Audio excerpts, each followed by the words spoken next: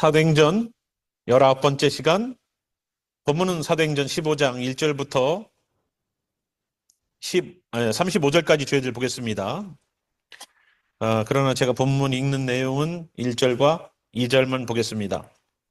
어떤 사람들이 유대로부터 내려와서 형제들을 가르치되 너희가 모세의 법대로 할례를 받지 아니하면 능히 구원을 받지 못하리라 하니 바울 및 바나바와 그들 사이에 적지 아니한 다툼과 변론이 일어난지라. 형제들이 이 문제에 대하여 바울과 바나바와 및 그 중의 몇 사람을 예루살렘에 있는 사도와 장로들에게 보내기로 작정하니라. 아멘. 기도하겠습니다.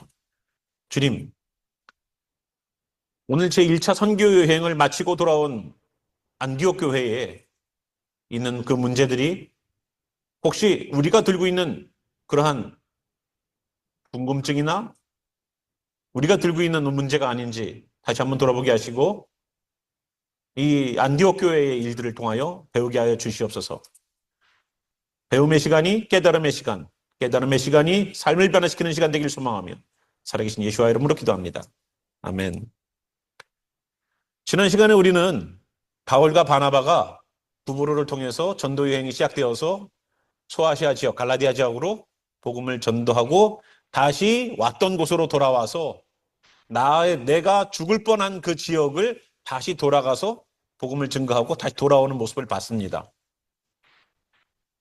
더베에서 다소로, 다소에서 안디옥으로 오면 빠른 길이 있고 쉬운 길이 있고 편한 길이 있고 안전한 길이 있는데도 불구하고 거기로 가지 않고 자기가 복음을 전했던 지역을 다시 돌아서 죽음의 위협 앞에서 돌 맞아서 죽을 뻔한 그 지역을 다시 돌아오는 누구 때문에요? 형제들의 믿음을 굳건하게 하겠다는 그거 하나 때문에 자기의 목숨을 내놓는 그들의 모습을 지난 시간에 우리는 봤습니다. 그래서 안전하게 다시 안디옥으로 돌아왔어요. 그런데 이제는 외부적으로 복음을 전하고 외부적으로 사역은 했지만 우리의 신앙생활이 외부적인 모습은 변해가고 있지만 교회도 다니고 말씀도 읽고 찬양도 읽고 기도도 하고 하는 외부적인 것은 변하지만 혹시 내부적인 문제가 생기지 않는가를 들여다볼 때가 오는 거예요. 그것이 뭐냐면 오늘 우리가 읽은 본문의 내용처럼 할례에 관한 이야기예요. 어떤 사람들이 나타났냐면 5장 1절 보니까 어떤 사람들이 나타났어요. 그런데 그 사람들이 유대로부터 내려왔다는 겁니다. 유대가 어딥니까? 예루살렘을 포함한 지역을 유대라고 말을 해요. 그러면 이 사람들은 사도들이 사역하고 있는 예루살렘 교회로부터의 말씀을 받았고 그 지역에서 영향력 있는 그러한 말씀들을 가지고 신앙생활을 했던 사람들이라는 겁니다. 그런데 이 사람들이 와서 뭐라고 얘기하냐면 안디옥 교회에 와보니까 안디옥 교회는 예루살렘 교회하고 다른 게 뭐냐면 예루살렘 교회는 유대인 중심의 교회이지만 안디옥 교회는 이방인과 유대인들이 섞여 있었고 이방인들이 많아지고 있는 추세이고 이제 이방인들에게 복음이 전파되는 교두보 역할을 하는 이제는 1차 전도 여행도 마치고 돌아온 아주 귀한 사역을 하는 교회예요. 그러다 보니까 이방인들이 많이 들어오다 보니까 우리가 생각하는 사고방식하고 완전히 다른 사고방식의 세계를 들고 있는 사람들이 들어오기 시작했다는 겁니다. 그래서 그 사람들은 정말로 하나님에 대해서도 잘 모르고 성경에 대해서도 잘 모르고 구약의 율법에 대해서도 잘 몰라요. 그래서 예수님만 믿으면 구원받는다는 것에 대한 초점을 맞춰서 신앙생활했던 사람들인데 교회를 갔는데 요구하는 것이 생기기 시작했어요. 이 사람들이 유대로부터 내려와서 형제들을 가르쳤다라고 말합니다. 이 사람들이 누군가를 가르쳤다는 얘기는 뭐냐면 율법에 이 사람들이 잘 알고 있던 사람들이라는 거예요. 율법을 잘 알고 있기 때문에 사람들을 가르칠 만한 권위가 있었던 사람들이라는 겁니다. 이 안디옥 교회는 바울과 바나바가 사역을 하고 있는 교회임에도 불구하고 이 사람들은 유대로부터 와서 말씀을 가르친다. 그러면은 어느 정도 이 사람들의 신앙이라든가 이 사람들의 말씀의 어떠한 위치라든가 교회에서의 지도자의 어떤 위치에 있던 사람들이라고 우리는 추론해 볼 수가 있는 거예요. 그런 사람들이 와서 얘기하는 거예요. 제가 여기서 목회를 하는데 만약에 어떤 전도사님이나 목사님이나 내가 신학교를 다니는데 하는 사람들이 와서 앉아 있을 수 있지요. 그죠? 예전에 저도 이제 부사역자들을 쓰든가 이렇게 했을 때는 그런 분들이 와서 앉아 있습니다. 그러면은 나중에 뭐 이런 소리 저런 소리들 성도들을 데리고 사는 경우들이 있죠. 이거는 이렇게 해야 되는데 저건 저렇게 해야 되는데 이거는 본질과 다른데 막 이렇게 뭐 조금 배운 티를 내려고 하더라고요. 저도 그런 경험이 있어서 이런 말씀을 준비하면서 그때 생각이 나더라고요. 근데 정말로 그것이 중요하지 않은 것처럼 보이는 것처럼 얘기해댔지만 저한테는 그것이 중요한 문제였었거든요. 근데 여기 있는 이야기도 마찬가지인 것 같아요. 할례에 관한 이야기. 여러분, 할례를 받는다고 구원을 받나요? 구약에서도? 할례는 너희가 이스라엘 백성이다라는 표시예요. 여러분, 남자들이 소변 보러 가면서 하루에 몇 번씩 갈 수 있겠죠? 그러면 그때마다 내가 이스라엘 백성이구나라는 것을 확인하는 거예요. 확인하는 거예요. 예수님은 이 이야기 비슷한 것을 성만찬, 주의 만찬을 통해서 가르쳐 주셨어요. 뭐로? 빵과 포도주로.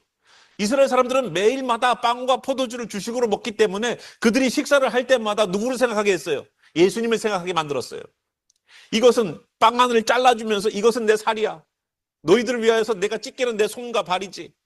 그리고 포도주를 나눠서 먹이시면서 이것은 내 피야 라고 설명을 해주셨어요. 그래서 십자가에서 예수님은 자기 몸이 찢기고 피를 흘리면서 사람들을 구원하는 복음이라는 것을 만들어 놓으시고 그 길을 예비하셨어요. 그런데 그거 이외에도 뭔가를 더 요구하더라는 겁니다. 뭐요? 할례를. 할례를. 복음만으로 채우라는 이 우리의 말씀의 제목처럼 다른 어떤 것을 추가해서 우리가 구원을 얻는 것이 아니에요. 여기 있는 유대에 온 이 사람들은 복음 이외의 것을 추가시켰어요. 너희들 예수님 믿으면 하나님을 믿는 건데 하나님을 믿는 사람들은 우리가 이스라엘 사람들이 할례를 행하는 것처럼 너희들도 할례를 해야지만 구원의 확신을 갖는 거야. 이런 비슷한 케이스가 우리에게는 침례가 될 수 있어요.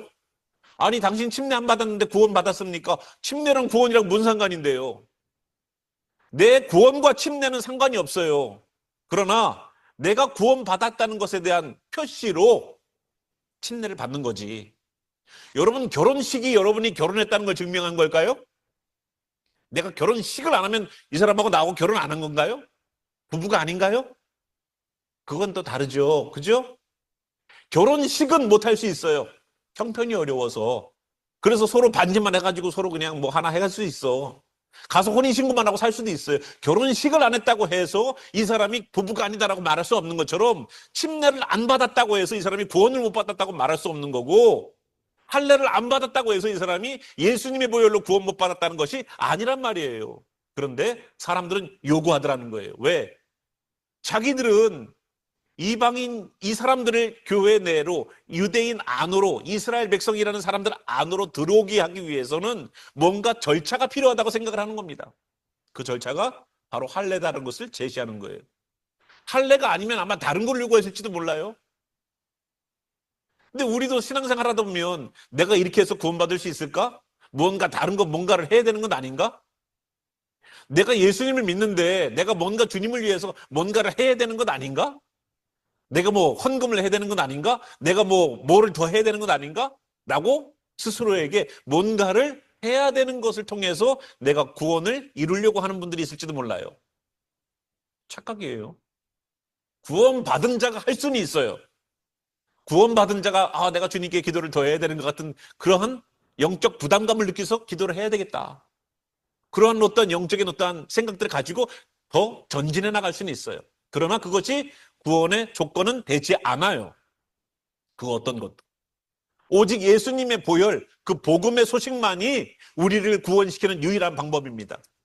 다른 것으로 남을 저지하거나 남을 평가하지 마세요.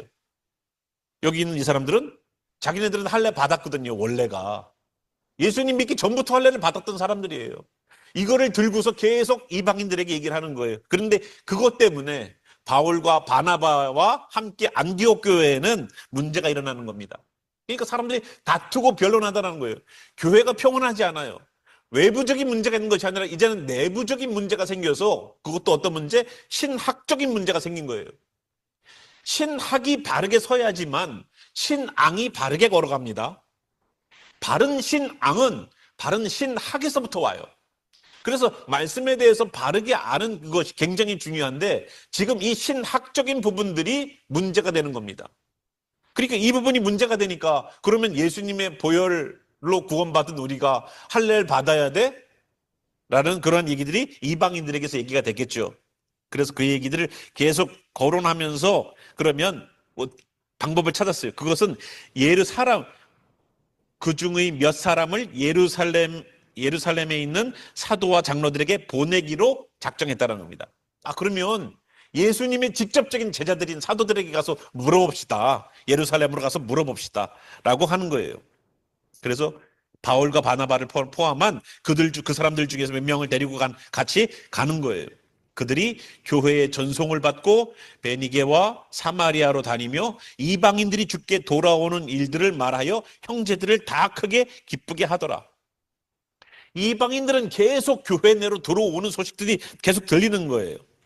5절 보니까 4절 예루살렘에 이르러 교회와 사도와 장로들에게 영접을 받고 하나님이 자기들과 함께 계셔 행하신 모든 일을 말하며 어떤 사람이 태클을 걸기 시작해요. 바리새인 중에 어떤 믿는 사람들이 일어나 말하되 이방인에게 할례를 행하고 모세의 율법을 지키라 명하는 것이 마땅하다라고 말하더라는 겁니다. 그러니까 내가 구원 얻은 방식으로 당신들도 구원 받아야 된다라고 푸시하는 거예요. 우리도 이런 경우들이 있죠. 그렇죠? 내가 구원받은 방식으로, 내가 은혜 받은 방식으로 당신도 은혜 받아야지 라고 푸시하는 거예요. 아니 왜 당신은 왜 은혜 못 받아? 나는 은혜 받는데. 아니 왜 당신은 이렇게 이 말씀에서 생명을 못 얻어? 나는 이 말씀 때문에 힘이 나는데. 나와 다른 사람들을 계속 비교하고 생각하면서 구원의 본질도 아닌 것을 붙잡고서 그것이 목숨 걸어야 될 것처럼 싸우고 있더라는 거예요. 할례 받는 문제가 하나님의 사람이냐 아니냐를 결정짓는 일이 아닌데도 불구하고 그거로다가 이방인들에게 내가 하나님의 사람이 아닌 것처럼 느껴지게끔 만들더라는 겁니다. 나는 구원 받았는데 하나님의 사람이 아닌 것처럼 만들더라는 거예요. 혹시 여러분들도 나는 구원 받았는데 나는 예수님에게 너 구원 받았다라는 마음을 확신을 주셨는데 내 신앙생활이 물론 흐려질 수도 있지만 그 구원을 잃지는 않잖아요. 그죠? 그런데도 불구하고 나는 구원 못 받은 것 같아라고 신앙이 낙오되게끔 만드는 일이 혹시 있지 않습니까? 그래서 나중에 이 일들이 야고보와 베드로, 예수님의 제자들에 의해서 다시 이야기들이 거론될 겁니다. 특별히 읽어보면요. 8절부터 보면은 마음을 아시는 하나님이 우리에게와 같이 그들은 이방인들입니다. 이방인들에게도 성령을 주어 증언하시고 믿음으로 그들의 마음을 깨끗하게 하사 그들이나 우리나 차별하지 아니하셨느니라. 그런데 지금 너희가 어찌하여 하나님을 시험하여 우리 조상과 우리도 능히 믿지 못하던 멍에를 제자들의 목에 두려느냐라고 얘기를 하는 거예요. 우리도 못 지키는 율법을 저 이방인들 보고 지키라고 지금 그들의 목에다가 메어놓냐? 그것은 하나님을 시험하는 거야 라고 얘기하고 있다. 하나님을 시험한다는 말이 뭔데요? 왜 하나님께서 구원의 증표로 주신 예수 그리스도의 보혈을 이외에 율법을 다시 들고 나와서 하나님께서 구원의 계획들을 베푸신 그 내용들을 시험하고 있느냐라는 하나님에 대한 도전으로 얘기를 하고 생각하고 있단 말입니다. 11절 그러나 우리는 그들이 우리와 동일하게 주 예수의 은혜로 구원받은 줄을 믿노라. 아멘. 은혜밖에 없어요. 뭐를 해서 구원을 얻으려고 하는 이 자체가 이거는 뭐예요? 잘못된 신앙이라고요. 내가 뭔가를 해서 주님이 구원을 주시는 것이 아니에요. 내가 주님을 믿는다는 것만으로도 주님은 구원을 주세요. 그거는 이미 십자가 상에서 이미 보여졌잖아요. 옆에 있는 강도 예수님 시인했어요. 예수님 계신 곳에 나도 오늘 있게 해달라고. 예수님 가시는 그곳에 나도 좀 있게 해달라고. 오늘 네가 나와 함께 낙원에 있으리라. 그 사람이 무슨 성경 공부를 했어요? 뭐를 했어요? 믿음 하나만 들고서 나왔을 때 예수님이 그 사람에게 구원을 베푸셨지 않습니까? 다른 뭐가 필요해요? 다른 뭐가 필요하냐고. 은혜와 복음 외에는 뭐가 필요합니까? 예수님의 보혈 이외에 뭐가 더 필요해요? 근데 우리는 자꾸 거기다가 뭔가를 추가해야지만 믿는 것 같고 거기다가 뭔가를 추가해야지만 내가 구원 얻은 것 같아. 그런 착각에서 벗어나기를 바랍니다. 구원은 굉장히 심플하고 굉장히 간단하게 굉장히 그렇지만 가볍지 않게 우리에게 주어지신 거예요. 예수님이 십자가 지심 누군가가 죽어서 나를 구원해줬다. 만약에 여러분들이 다칠 때, 여러분 차가 막 오는데 여러분을 확 밀쳐내고 제가 만약에 죽었다 치자고요. 그럼 아마 여러분, 제 사진 여러분 집에다 걸어놓을 걸지도 몰라. 예. 그죠? 그 정도로 나를 구해준 분에 대한 사랑을 표현하겠어요, 안 하겠어요? 예수님 나를 위해 돌아가셨다고요. 예수님이. 근데 감사하지 않겠어요? 기쁘지 않겠어요? 고맙지 않겠어요? 근데 거기다가 자꾸 뭔가를 추가하려고 그래. 그것은 내가 은혜를 받고 내가 예수님의 보혈로 충만해지면 자동적으로 나오는 거예요. 자동적으로. 할례 받는 것이 구원의 조건은 안 되지만, 그래, 내가 영적으로 유대인이지만 육적으로도 유대인처럼 내가 살아버리라고 할례 할 수 있는 거예요. 그러나 그 구원의 조건은 아니라고요. 정말로 예수님의 은혜에 감사해서 이스라엘 백성들처럼 나도 율법을 지키는 사람이 될 거야. 그것이 구원의 조건은 되지 않지만 은혜의 조건은 된다고 저는 생각을 해요. 내가 주님 말씀 지켜야지. 내가 주님 말씀 따라야지. 그래서 말씀을 내가 오늘은 못 이뤄도 내일은 이루기를 소망하는 마음으로 기도하는 것 아니겠어요? 그래서 오늘도 우리는 말씀을 따라가면서 계속 주님의 일들, 주님의 은혜에 의해서 움직이는 우리가 되어야 될 줄 믿습니다. 야고보가 거기에 마침표 같은 말을 해요. 그것이 뭐냐면 15절부터입니다.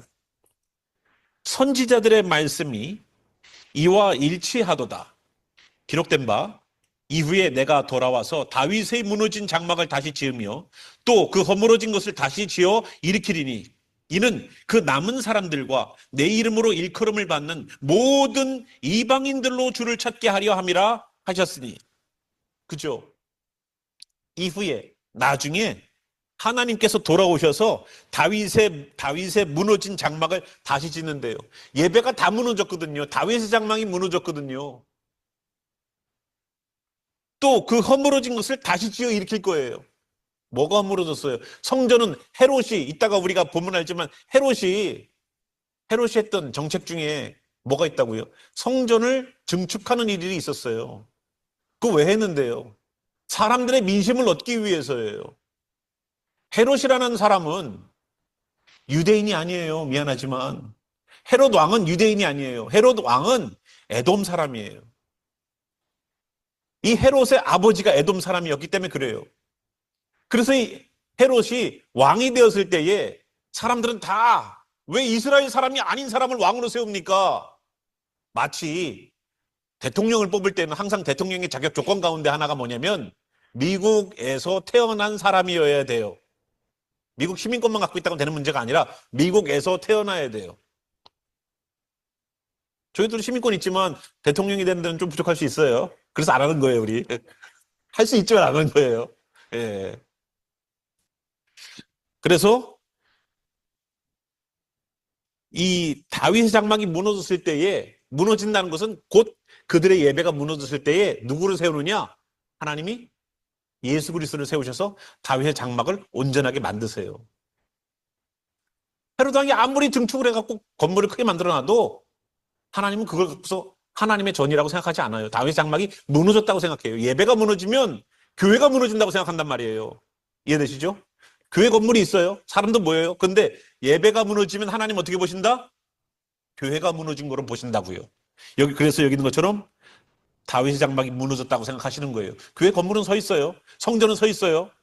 그 허물어진 것을 다시 일으키십니다. 누가? 예수님이. 예배가 무너지면 교회가 무너진다. 명심하세요. 교회 건물 서 있어서 사람들 모인다고 해서 교회 아니에요.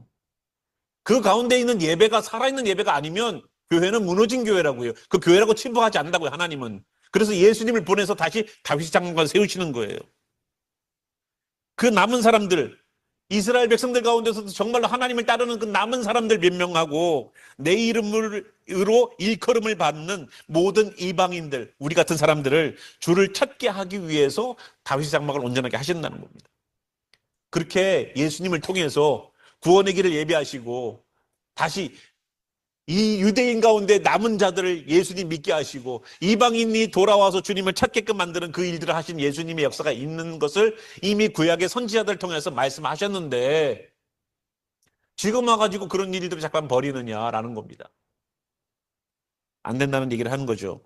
그런데 여기에는 부차적인 설명이 또 필요해요.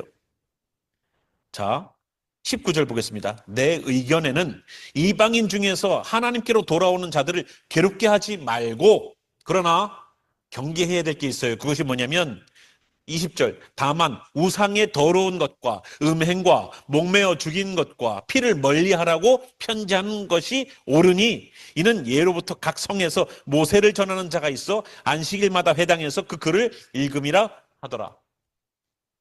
그런데 할례를 받아서 우리가 구원받는다라고 말하는 것은 아닐지라도 기독교인으로서 지켜야 될 게 있다는 겁니다.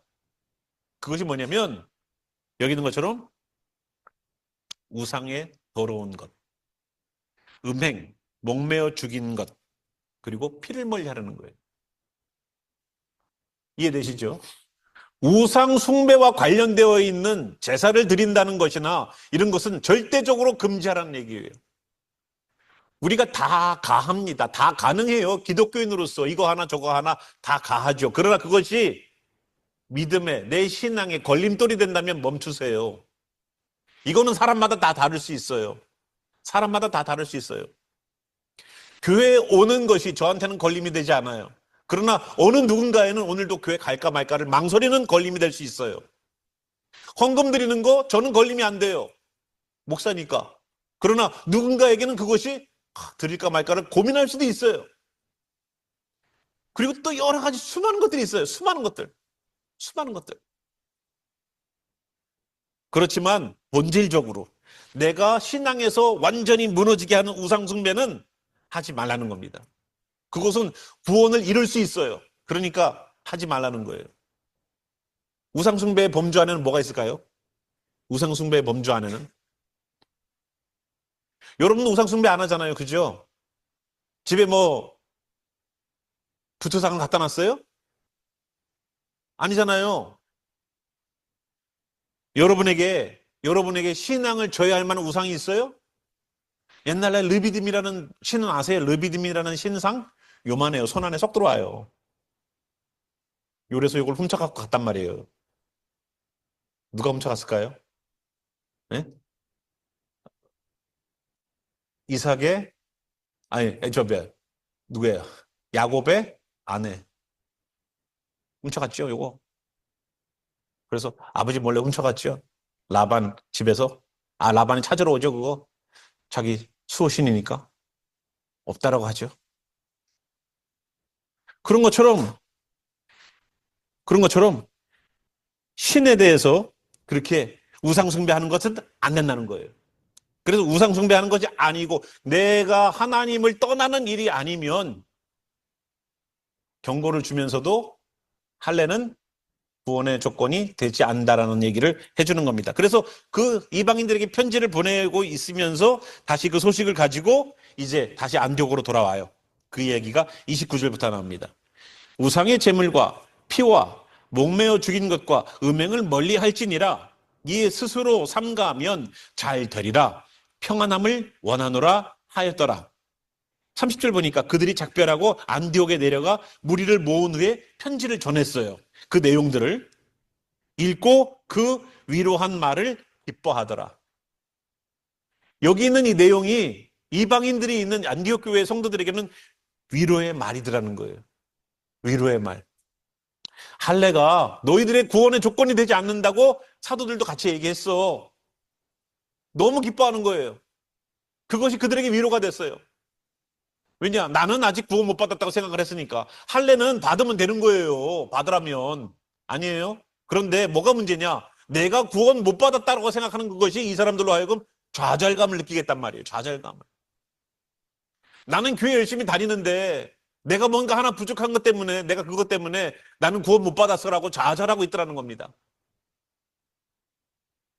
그것이 내가 죄라고 느끼고 있다면 그것이 내가 잘못이라고 느끼고 있다면 돌이키시면 되는 거예요. 거기에서 내가 구원을 잃었네. 내가 천국 못 가네. 이런 소리 하지 마시라고요. 그렇게 구원이 쉽게 잃어버린 바 되는 그러한 구원입니까? 예수님이 어떻게 구원을 주셨는데 우리는 완전할 수 없어요. 그래서 주님 앞에 설 때는 항상 은혜와 긍휼을 구해요. 뭔가 내가 행위를 해서 내가 뭔가 주님께 완전하게 말씀을 지켜서 그것 때문에 천국을 가는 게 아니잖아요. 우리는 다 부족해요. 부족함을 들고서 주님 긍휼을 구하는 거죠. 그래서 여기 있는 안디옥 교회의 성도들이 이 말씀 앞에서 평안한 말을 듣고 위로의 말이라고 생각하고 기뻐했다는 겁니다. 유다와 실라도 선지자라 여러 말로 형제들을 권면하여 붙게 했다는 거예요. 얼마 있다가 평안히 가라는 전송을 형제들에게 받고 자기를 보내던 사람들에게도 돌아갔습니다. 그리고 35절 바울과 바나바는 안디옥에서 유하며 수다한 다른 사람들과 함께 주의 말씀을 가르치며 전파하더라는 거예요. 만약에 이 할례의 문제가 이 안디옥 교회에서 계속 문제가 되는 문제가 됐다면 전도 안 됩니다. 안 돼요. 우리가 문제가 있는데 누굴 전도합니까? 근데 하나님 그걸 아시는 거예요. 안디옥 교회에 있는 그 문제를 해결하지 않으면 말씀이 뻗어나갈 수가 없다는 걸 아는 거예요. 우리 한국말에도 옛날에 가화만사성이라는 말이 있죠. 가정이 잘 돼야 만사가 잘 돼요. 우리 조상들이 하는 말이 틀린 말이 없어요. 그렇다고 성경보다 권위를 위에 두질 않지만 여러분 정말로 가정에서 화목하지 않으면 남편이 나가 잘 되겠습니까? 자녀들이 나가 잘 되겠습니까? 그렇지 않아요. 집에서 싸우는데 나가서 일이 될 것도 안 돼요. 다툼이 있는 가정에서 어떻게 행복을 느끼고 자녀들이 자랍니까? 문제가 뭐냐면 그 자녀들이 또 가정을 꾸밀 때 똑같은 가정을 만들어낸다는 게 문제가 되는 거예요. 문제는 나 때로 끝나면 그만인데 나 때에 있는 그 생활의 패턴들이 삶의 패턴들이 자녀들에게 그대로 대물림 되니까 우리 때에서 끊어내는 작업들을 해야 된다는 겁니다. 하나님 안에서 귀하게 이 교회 내에 있는 이런 잡음들을 하나님께서 해결해 주시고 했기 때문에 또 복음이 뻗어나갔고 다음 주에는 바울의 2차 전도 여행을 떠납니다. 이 전도 여행이 18장 22절까지 나와요. 더 길어진 여행, 더 멀리 가는 여행, 더 장시간의 여행을 2차 전도 여행이 가질 거예요. 그럼에도 불구하고 든든히 안디옥 교회를 맡기고 떠날 수 있는 이유. 이 교회가 불안해서 내가 떠나면 이 교회가 금방 없어질 것 같아. 그렇지 않고 복음을 향해 나갈 수 있는 든든함이 채워져 있는 교회, 구원의 확신함이 있는 교회로 서나가더라는 겁니다. 성도 여러분도 우리 모두가 다 내 신앙에 예수 그리스도의 복음 이외에 다른 것을 들고서 내가 구원을 받았네 못 받았네 그거로 망설이지 마세요. 예수님의 보혈이면 충분합니다. 아멘. 나머지는 주님의 은혜 가운데에서 채워나가시고 성화되어져 가서 그 부족한 부분들을 주님의 은혜로 만들어 가시는 귀한 여러분 되시기 바라요. 아멘. 함께 우리 일어나셔서 잠시 우리 기도하고 나아가겠습니다. 혹시 예수님의 보혈이 다가 아니라 혹시 주님의 은혜가 다가 아니라 그 다른 그 어떤 무언가를 추구하면서 우리가 나가고 있지 않습니까?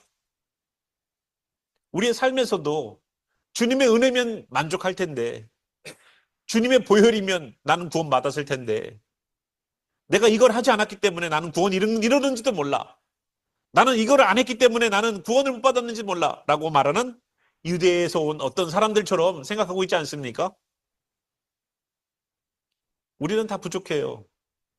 완전함으로 주님 앞에 쓰는 것이 아니라 온전해지려고 하는 그 몸부림으로 쓰는 겁니다. 예수님의 복음 외에 뭐가 있습니까? 예수님의 그 부혈 외에 뭐가 있어요? 오늘도 그 우리에게 허락하신 예수님의 그 보혈과 은혜만을 굳건하게 더 붙잡고 나아가는 우리가 되기를 소망하는 마음으로 함께 우리 기도하겠습니다. 살아계신 주 하나님, 혹시라도 우리도 유대에서 온 어떤 사람들처럼 내가 예배에 참석하면 나는 구원받았어. 내가 헌금을 많이 드리니까 나는 구원받았어. 나는 성경 공부를 열심히 하니까 나는 구원받았어. 나는 교회에서 직분자고 나는 교회에서 목사야. 라는 것으로 나는 구원받았어. 나는 신앙에 몇 대째 내려오는 집안인지 몰라. 나는 구원받았어. 예수님의 보혈이 아닌 그 세상의 것을 들고서 혹시라도 나는 구원받았다는 착각 속에 살고 있는 유대에서 내려온 어떤 사람들처럼 나는 살고 있지 않습니까? 왜 다른 것을 들고서 나의 구원을 예수님의 보혈이 아닌 것을 붙잡고서 있다라고 생각하고 착하고 있는지요? 주일날 예배 참석하는 것으로 왜 나는 구원받았다고 착각하고 있는지요? 주여, 우리의 신앙의 본질적인 부분들 다시 돌아오게 도와주시옵소서. 그리하여 무너진 신앙들이 다시 회복되게 도와주시고 내가 다시 어디부터 쌓아가야 될지 깨달아게 도와주시옵소서. 오늘도 그렇게 살려고 하는 이들에게 하나님께서 선지자들 통하여서 하신 그 구원의 메시지와 예수님의 그 우리를 위하여서 흘리신 구원의 보혈과 성령님께서 내주하시면서 다른 것이 아니라 오직 우리의 구세주 예수의 보혈만이 너희들을 구원시킨다는 그 복음의 확신성이 있는 성령이 말씀하심이 다른 것을 들고서 신앙생활 하려고 하는 모든 성도들에게 깨우침을 주셔서 이젠 할례가 아닌 것처럼 우리가 들고 있는 그런 것이 아니라 오직 예수님의 복음과 은혜로 구원받는 성도들 위해 영원히 함께 내리시기를, 영원히 성령으로 함께 임하시기를 살아계신 우리 구주 예수와 이름으로 축원하기도 합니다. 아멘.